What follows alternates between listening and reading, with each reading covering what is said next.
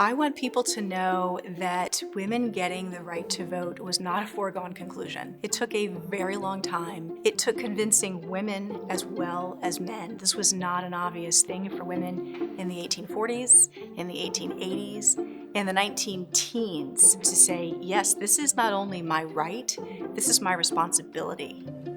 The exhibit really came about 3 or 4 years ago. I knew that we were coming up on the 100th anniversary of the ratification of the 19th Amendment. And I thought, well, maybe this is an opportunity to explore that issue through a course at the college and working with a faculty member, engaging students.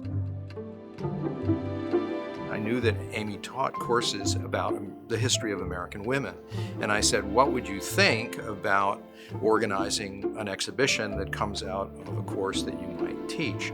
And so she very kindly agreed to do that and taught a first-year seminar in the fall of 2018 that then became the catalyst for this exhibition.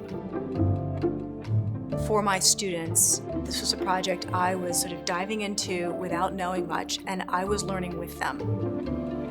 Her perspective with the seminar and this exhibit as a whole was that she wasn't going to be teaching us. We were going to be teaching ourselves and learning about this on our own terms and what that meant for us. I was looking at, what does a woman question mean? And what does that mean for people of color? What does it mean for marginalized groups? Whereas other people were interested in, what does a woman question mean for like socioeconomics?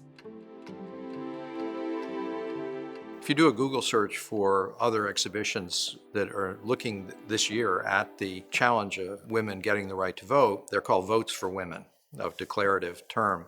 And Amy consciously suggested that we break that up and make it a question. Votes for women? As though, is that a question? And for many people, it was a question. The suffrage story shows time and time again that it will take a very long time to get something done if you don't present a unified front. If your opponents can push on one side and have things, fall out on the other end, it is not going to work.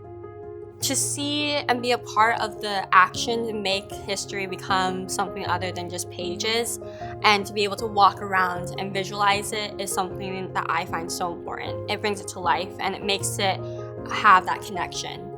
It isn't a closed narrative. In fact, particularly now in the era of the Me Too movement and women seeking equal pay, seeking complete equal recognition in American society is still an issue. This history lasts more than 70 years because it took a while for arguments to get out there and for people to gain confidence and be bold to go out in public and express their thoughts. And if there's any other element, class difference, racial difference, any of those can create a lack of unity, and that's a problem. And so I really wish that we can find a place and find a time when we can overlook those elements of divisiveness and create a greater unity.